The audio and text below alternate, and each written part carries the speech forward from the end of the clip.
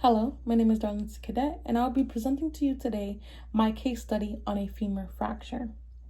On April 2nd, 2025, a male patient was brought to the OR in need of surgery.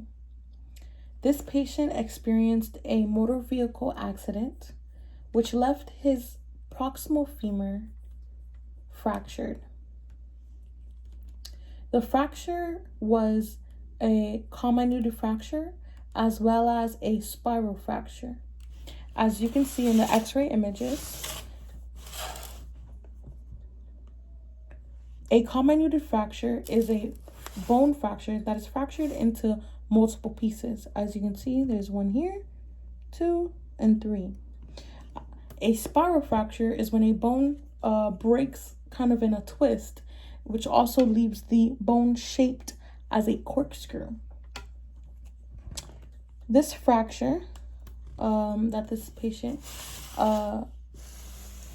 has is usually due from a high-speed trauma. High-speed motor accident is usually how they get these, or it can also be in a great fall. What X-ray tool did we use? We used a C-arm in order to capture these images. And the C-arm helped us in getting real-time images for the doctor, for the surgeon. It also uses fluoroscopy as well, so live imaging, in order for you to see exactly what you're doing, when, and how. This allowed the surgeon to use their tools precisely, with precision, ensuring that they are in the right place at the right time in order to assist in putting this patient's femur back together. Some of the tools that the doctor used was a ball spike in order to take this piece here and kind of push it back into alignment for the femur. Also, as you can see here, this white line, this is a traction weight that was inserted into this patient's tibia right there.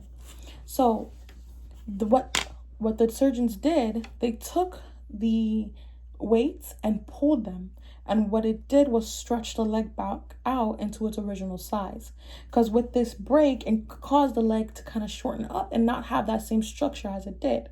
So before placing in the intermedullary rod, they stretched out the leg back into its original size, place a guided wire down into the head of the femur all the way down to the knee.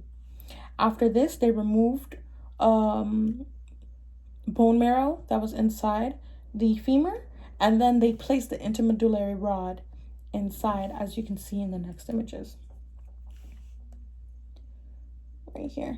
So they placed the intermedullary rod all the way down to the knee, as you can see here, and they placed 2 screws to provide stability internally, and also 2 screws at the bottom to hold it in place, as you can see. So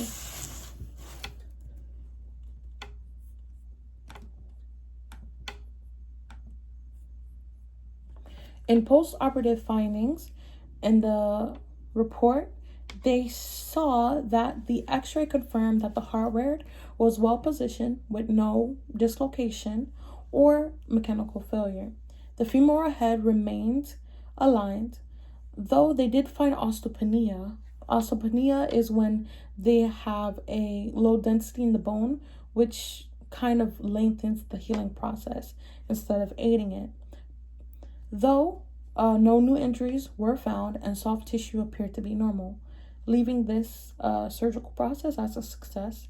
And all the patient needs to do now is to rest and wait until, their femur is fully healed. Later on, they will try walking on it over time in order to, fully get that mobility back into their femur.